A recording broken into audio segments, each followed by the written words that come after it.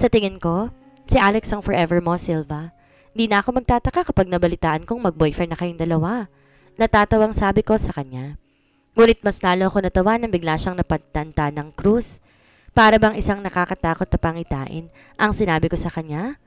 Pwede bang wag kang magsalita ng ganyan? At baka magkatotoong sinasabi mo? My gosh, he is a big no for me, okay? Okay, fine. Di na kita tutuksoin kay Alex, kaya pumunta ka na sa silid mo at magbihis at ako na may magpapahinga na. Pagtataboy ko sa kaibigan ko. Fine. Ayaw mo lang i-share sa akin ang totoong pinag-usapan niyo ng Zion na yun eh. Nakalabing wika niya sa akin. Tumayo siya at naglakad palabas ng aking silid. Naiiling pang sinundan ko na lang siya ng tingin. Ano naman ang sasabihin ko sa kanya? Sinabi ko na nga sa kanya kanina kung ano na pag-usapan namin ni Zion. Ngunit hindi pala siya naniniwala na yun lang ang pinag-usapan naming dalawa. Napahinga lamang ako ng malalim. Pagkatapos ay pinikit ko ang aking mga mata. Pinilit ang sarili ko na makatulog. Abala ako sa pag-ayos ng mga bote ng perfume sa estante nung lapitan ako ni Melvin. Hindi ka ba hinahara si Sir Zion kagabi, Gianni? Nag-aalalang tanong niya sa akin. Bahagya ako napangiti sa kanya. Bakit naman niya ako haharasin? Anong pinag-uusapan ninyong dalawa? Personal mo bang kakilala si Sir Zion? Muling tanong ni Melvin sa akin. Di masama ang tanong niya, ngunit ang tono ng kanyang boses hindi maganda. Para bang totoo na isang nagsiselos na boyfriend? Para bang nais magpaliwanag ako sa kanya tungkol sa pinag-usapan namin ni Zion?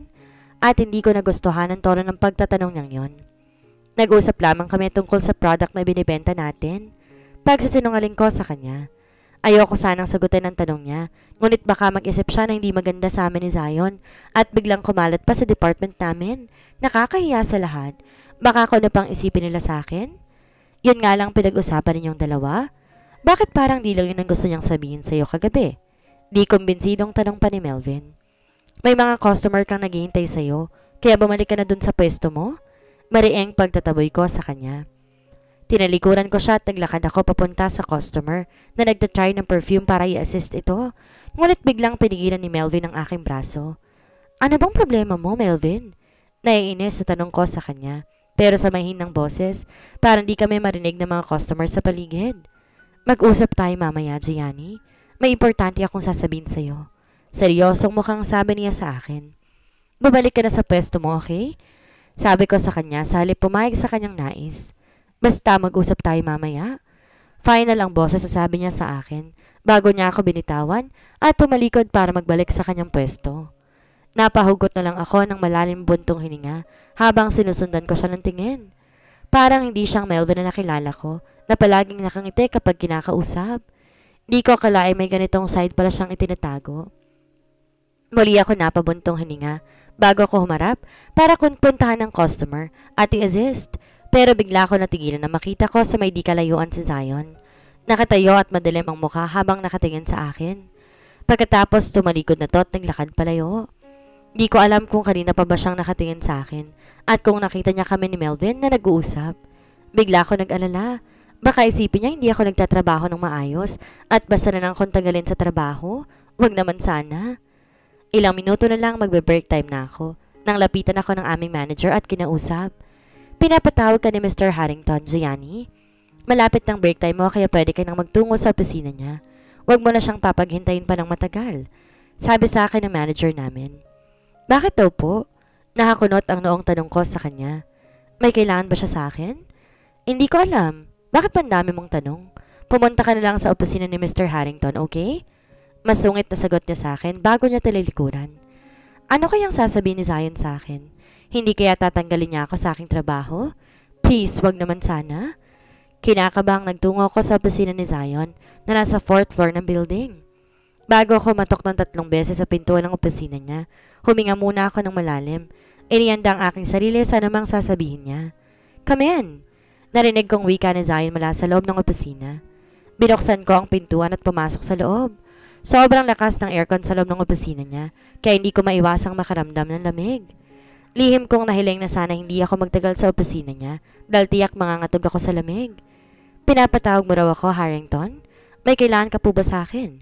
Seryosong mukhang tanong ko sa kanya habang nakatayo ako sa harapan niya.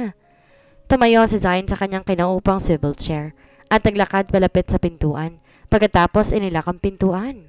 Napakunot ako ng noo ko sa ginawa niya. Bakit naman kailangan pa niyang ilak ang pintuan? Tell me honestly, Gianni. Manliligaw mo ba si Melvin? May pag-asa ba siya sa puso mo? At alam ba niyang asawa kita?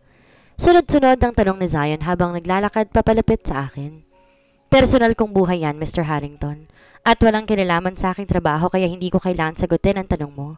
And for the record, hindi na tayo mag-asawa ngayon. Mariin ang boses na sagot ko sa kanya. Kahit sobrang lapit niya sa akin, tila wala pa rin siyang balak na huminto sa paglapit sa akin. Kaya wala ako nagawa kundi ang mapaatras na lamang. Stop! Pwede bang lumayo ka sa akin? Pwede naman tayo mag-usap nang di tayo ganito kalapit sa isa't isa. Di nakatiis na sabi ko sa kanya. Wala na kasi akong aatrasan dahil nararamdaman ko na ang mesa sa aking likuran. At bakit ayaw mong mag-usap tayo ng ganito kalapit sa isa't isa, Gianni? Apektado ka pa rin ba kapag malapit ako sa'yo? Bumibilis pa rin ba ang tibok ng puso mo kapag magkalapit tayo? Nanghihibo ang boses na tanong ni Zion sa akin. Of course not. Di ako apektado kahit na malapit ka sa akin. Mabilis kong sagot. Ang ibig kong sabihin, mag-usap tayo ng normal. Di naman ganito ang normal na pag-uusap. At kahit naman sino may ilang kung ganito kalapit sa kanyang boss. Napapikit ako nang nilapit ni Zion ang kanyang boses sa gilid ng aking tenga. Liar!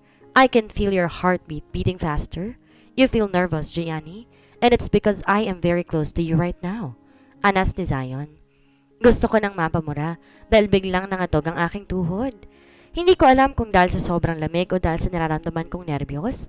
Dahil tama si Zion, apektado pa rin ako kapag napakalapit masyado ang aming mga katawan. At kahit gaano ko man to i-deny, lumalabas pa rin ang totoo. Pinilit kong aking sariling magpagpadala sa kanyang panunokso. Iniisip ko ang mga pananakit na ginawa niya sa akin. Dahil doon tila bigla ako nagkaroon ng tapang. Kung itong dahilan kung bakit mo ako pinatawag, lalabas na ako. Formal ang boses na sabi ko sa kanya. Diniin ko ang aking dalawang kamay sa kanyang dibdib at malakas siyang itinulak palayo sa akin. Mabilis ako naglakad palapit sa pintuan ngunit naabutan niya ako. Hinawakan ng dalawa kong kamay at sinandal ako sa likuran ng pintuan. Di ko inaasahan ang sunod niyang ginawa. Hinalikan niya ako ng mariin sa aking mga labi. Pinilit kong makawala sa kanya, ngunit mahigpit ang pagkakahawak niya sa aking mga kamay na nasa itaas ng aking ulo. Inipon kong aking lakas at para magawa ko siyang maitulak. Na makawala ako sa kanya, isang malakas sa sampal ang pinadapo ko sa kanyang pisngi. Wala kang karapatang gawin sa akin ng bagay niyan dahil hindi na tayo mag-asawa. Galit na sabi ko sa kanya. Kahit pa pinipigilan kong aking sariling huwag umiyak sa harapan niya, may ilang butil pa rin ng luha na hindi ko napigilang umagos sa aking mga mata. Gianni! Mahina ang boses sa sambet ni Zion sa aking pangalan. Tiningnan ko siya na masama bago walang paalam na lumabas ako ng kanyang opisina. Nakayuko ako habang naglalakad para hindi mahalata ng mga taong nakakasalubong ko na umiiyak ako. Agad akong dumiretso ng CR, pumasok sa isa sa mga cubicle.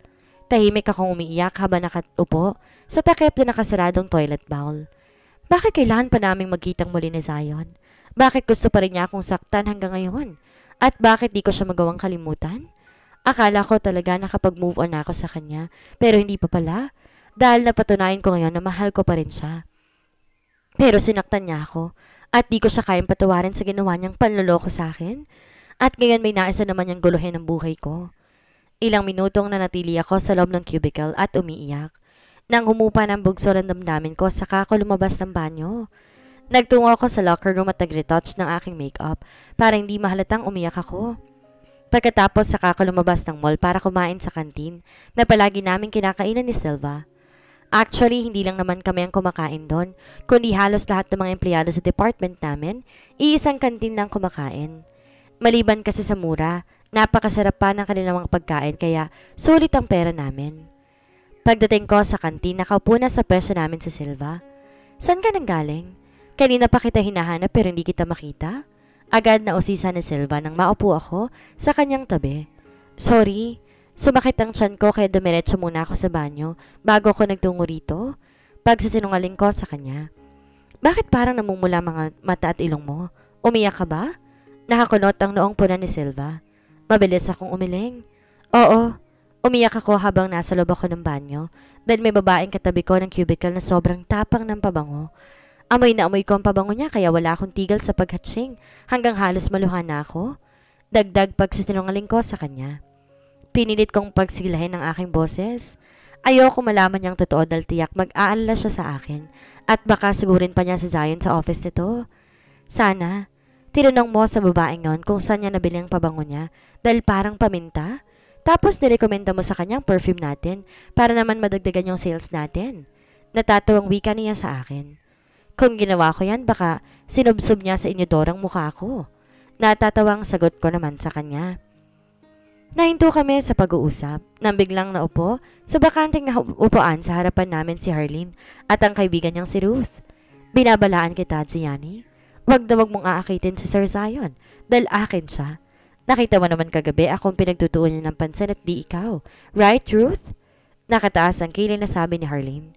Correct ka dyan, my friend. Narinig niyo naman ang sinabi ni Sir Zion kagabi.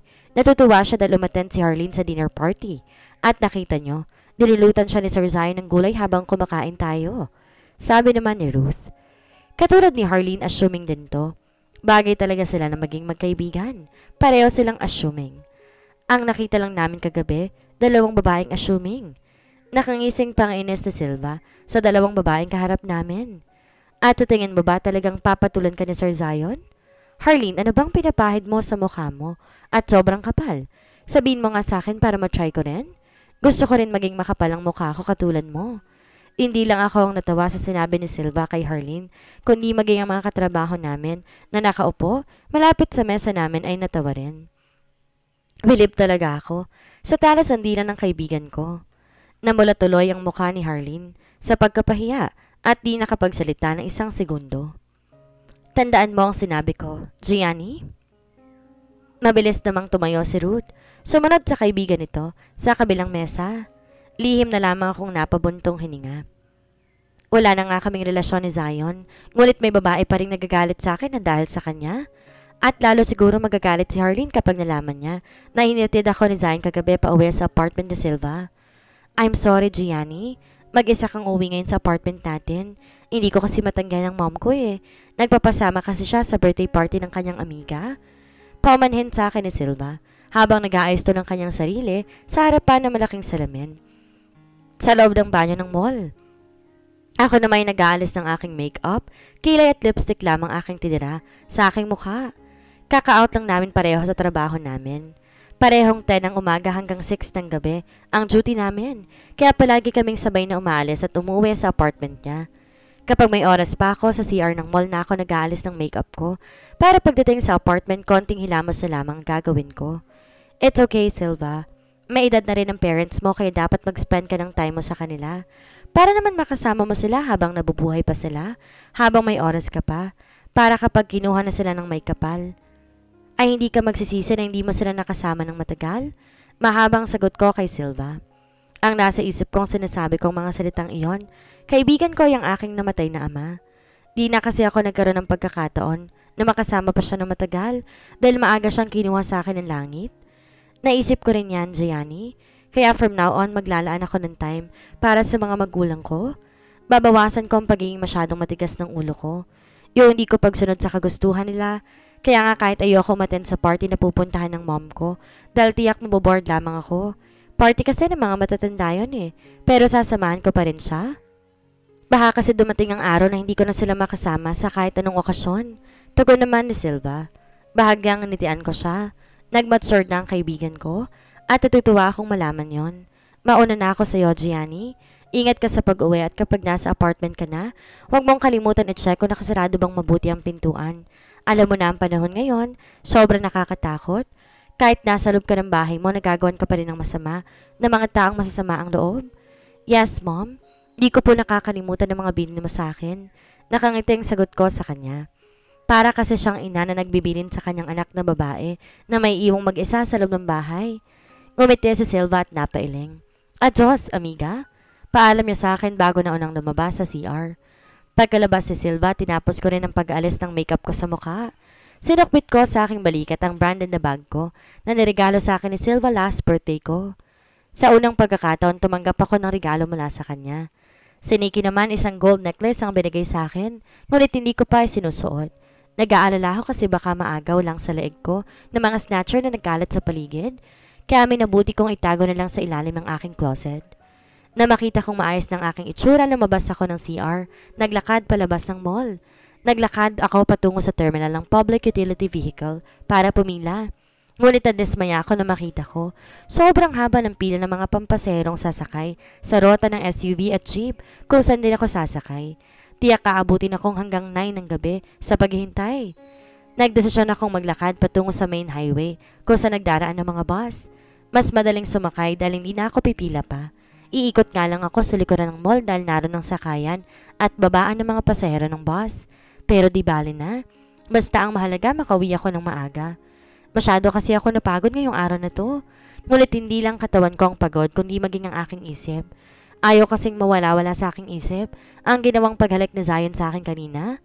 Kung hindi ko nga napigilan ang sarili kanina, tiyak na tinagon ko ng kanyang mga halik. Kanina ko lang natuklasan na nangungulila pala ako sa kanyang mga yakap at halik. Pero alam kong imposible kaming dalawa kaya naman pinilit ko ang sariling kalimutan na nangyari. Pero bigo akong gawin yon. Nasa may banda na ako ng parkingan ng Sunshine Shopping Mall sa gilid nang biglang sumulpot si Melvin mula sa likuran ng kotseng nakaparada. Tila kanina pa niya ako hinihintay dahil nakalarawan sa mukha niyang pagkainip. Sa wakas, makakausap na rin kita, Gianni. Napansin ko kasi mula kanina iniiwasan mo ko. Kausap niya sa akin matapos niya akong harangin. Ano bang gusto mong pag-usapan natin, Melvin? Pagod ako at gusto ko nang umuwi kaya sabihin mo na agad kung anong gusto mong sabihin. Tanong ko sa kanya. Pinilit kong maging casual ang aking tono kahit ang totoo'y bigla akong kinabahan sa biglaan niyang pagsulpot. Gusto ko lang namang pag-usapan ng tungkol sa ating dalawa, Gianni. Alam ko na alam mong nararamdaman ko para sa'yo, kaya gusto kong maging girlfriend kita. Prangkang sabi niya sa akin sa tonong puno ng kumpiyansa. Ewan ko saan siya humugot ng kumpiyansa ng sarili na mapapayag ako maging girlfriend niya. Alam ko may gusto siya sa akin pero hindi naman ako nagpakita sa kanya na may gusto rin ako sa kanya. Kaya hindi ko rin alam kung saan niya nakuha ang ideya na papayag akong maging boyfriend niya. Sa tingin ko, na-misunderstood mo ang pagiging mabait ko sa'yo, Melvin. Mabilis lang talaga ako sa mga taong mabait din sa akin. Tsaka ayoko may kaaway kaya mabait ako halos sa lahat ng mga katrabaho ko, maliban lang kay Harley na Truth na parehong ina sa akin. Hindi, Gianni. Alam ko at nararamdaman ko, pareho tayong gusto ang isa't isa. Kaya wag mo na akong pahirapan pa, please. Mahal na mahal kita. Gustong gusto talaga kitang maging girlfriend? Ani Melvin. Bigla niya ako niyakap kaya nakaramdam ako ng panik. Akmang itutulak ko siya palayo sa akin. Ngunit naunahan ako ng galit na boses mula sa aking likuran.